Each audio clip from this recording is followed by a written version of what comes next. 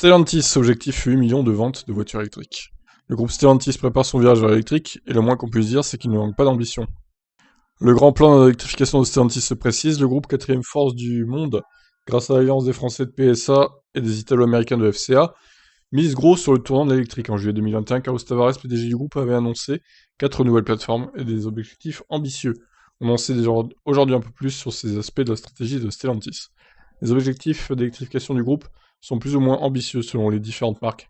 Chez DS par exemple, la transition sera rapide puisque la marque ne présentera plus que des nouveautés 100% électriques dès 2024. Alfa Romeo sera de son côté 100% électrique en 2027, alors que Lancia reviendra d'entre les morts sans moteur thermique. Oui, j'aime bien le terme de reviendra d'entre les morts parce que c'est vraiment ça, hein, ils sont en train de mourir, Lancia là, c'est terrible. Pour équiper ces nombreux modèles à venir, Stellantis va donc développer 4 nouvelles plateformes. Bon, ça, on l'avait déjà vu.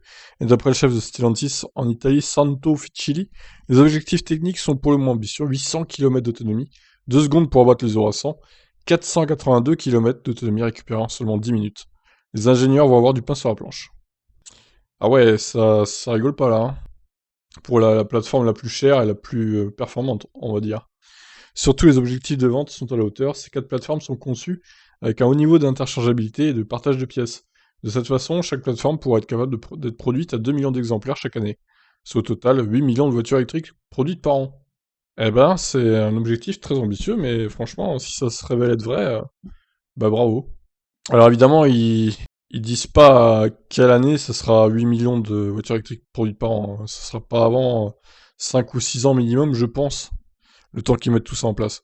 Quand on sait que Tesla n'a vendu que 627 000 Model 3 et Model Y depuis le début de l'année, on se dit, putain, le site qui utilise tout seul, on se dit que la marche à franchir est vraiment haute, mais si on rapporte le tout au large éventail de marques du groupe, pourquoi pas? C'est en tout cas le mal qu'on souhaite à Stellantis, tout à fait.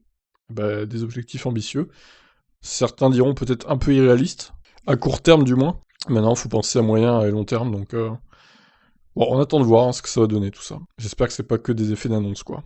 Voilà, je vous laisse réagir.